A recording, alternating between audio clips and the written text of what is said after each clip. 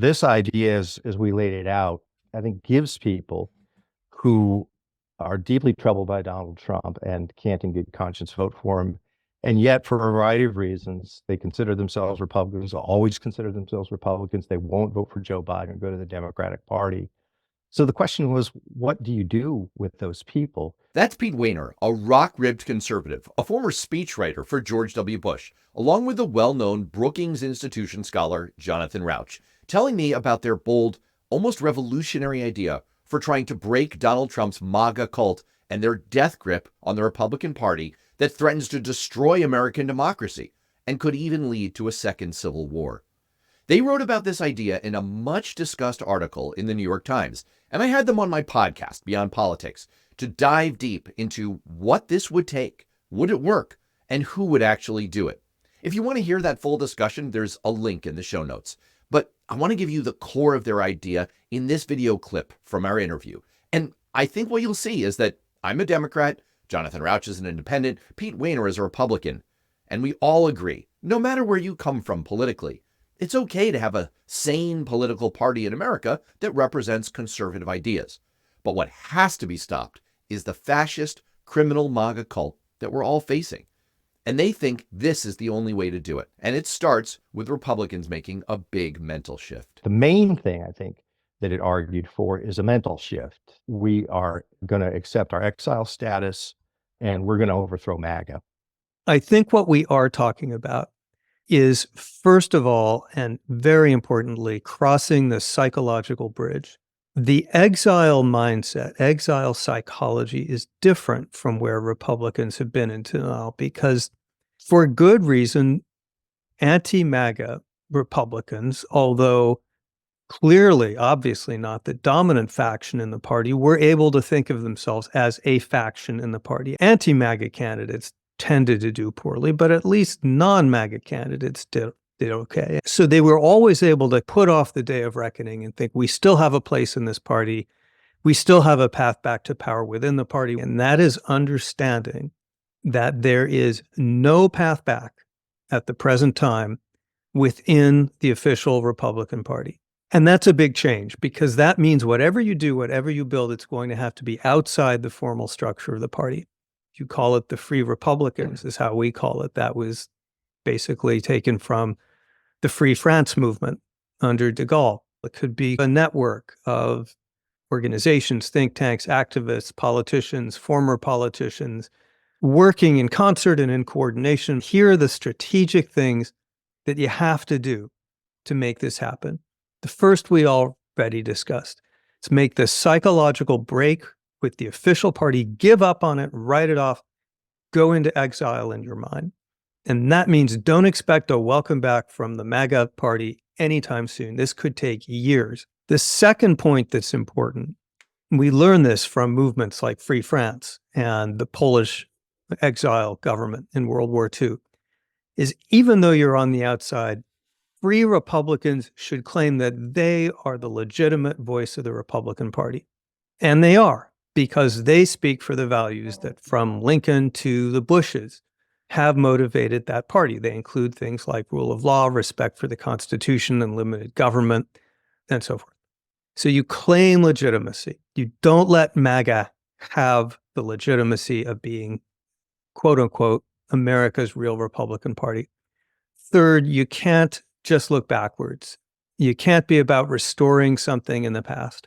So Free Republicans have got to frame an agenda or several agenda, but they've got to be able to begin to show the public what a real Republican Party can offer, what a true conservative movement can offer. And then there's the fourth big strategic thing that you got to do. And to me, it's the most important of all. And that's you have to swear yourself to the task of overthrowing MAGA, not living with it, not influencing it, not waiting it out, not collaborating with it, overthrowing it, period. That's the goal. We're not saying give up on the Republican Party. We're saying give up on MAGA. And that's the importance of what John was saying, that you've got to keep the fires of conservatism and, in a sense, republicanism going forward, and saying this is an illegitimate takeover, illegitimate in the sense of it, intellectually illegitimate. What defines Trumpism and what defines the MAGA world is not remotely conservative. I think it's fundamentally anti-conservative. And on policy and on temperament and on disposition, it's in many ways profoundly the opposite of what the Republican Party has been. It's a populist party. It's got a mob mentality. It's amoral and immoral. And so there is actually a history that I think Republicans who want to reclaim the party can appeal to. But I don't think we're arguing that certainly that the Republican Party is that you have to give up on it and that it's broken for forever. The idea of a third party. Some people want to do that, but what Pete and I have in mind is very different from that. A third party goes off and starts something new, and it collects some votes from independents and malcontent Democrats and malcontent Republicans or wherever. This is a very different concept because this lays claim to the heritage and the DNA of one of our existing parties. This is saying we're not giving up on Republicans. We're just giving up on reforming it from the inside. It's a very different enterprise, and that's the mindset that you need. Look, we don't have a de Gaulle, but we do have a Liz Cheney, and she's probably the closest figure, I would say, that is out there that what John and I are talking about. She's an important figure for several reasons. One is that she comes from a family who has tremendously deep roots in the Republican Party, not just her father, but her mother as well, who was chairman of the National Endowment for Humanities and was an important figure in the intellectual conservative world. And then you have her father, who was Secretary of Defense. He was in the Ford administration before that.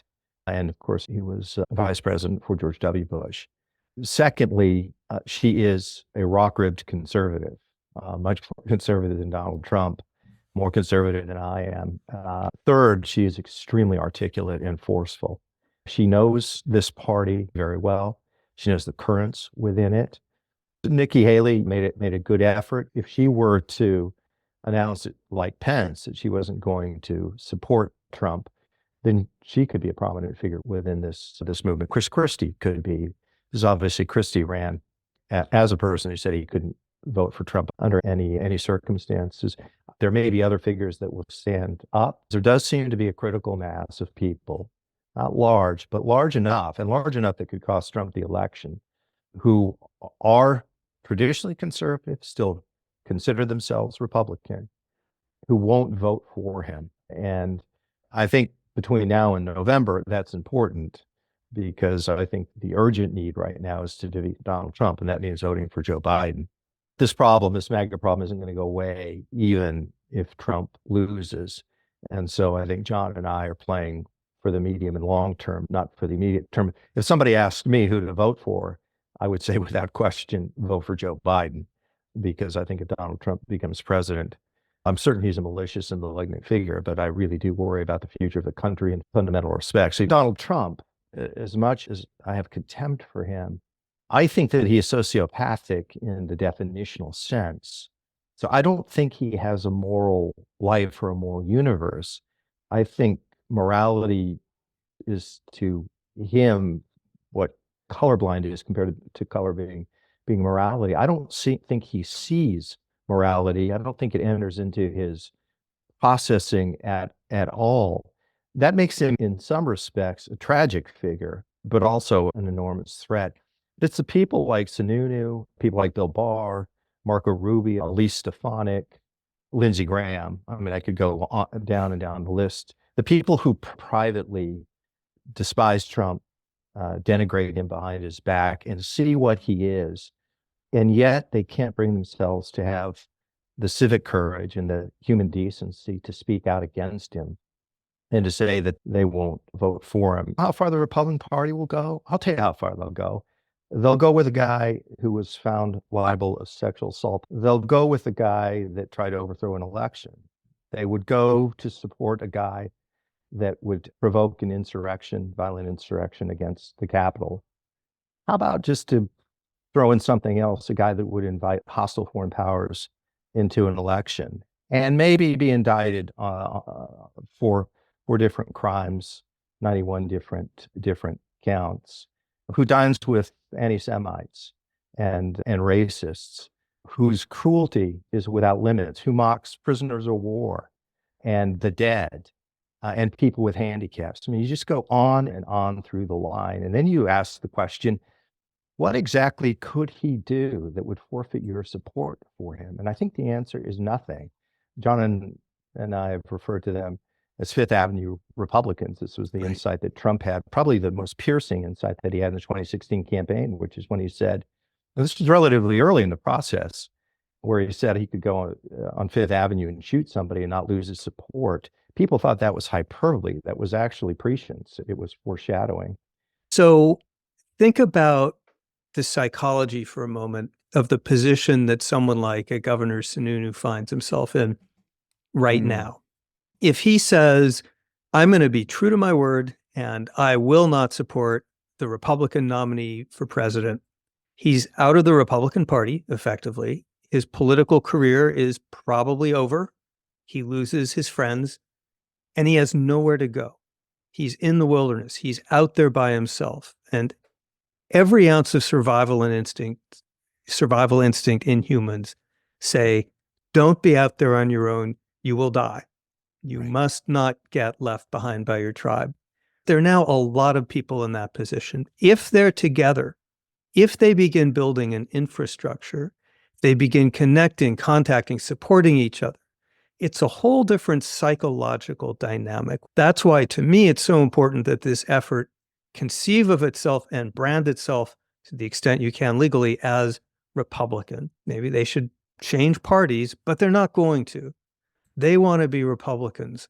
So I'd like to empower the Chris Sununus of the world who know in their hearts what they're doing is wrong to do the right thing. It might outlive Trump. It's got a whole infrastructure now. It's got think tanks and it's got programs, but its ideas are mostly bad and unworkable.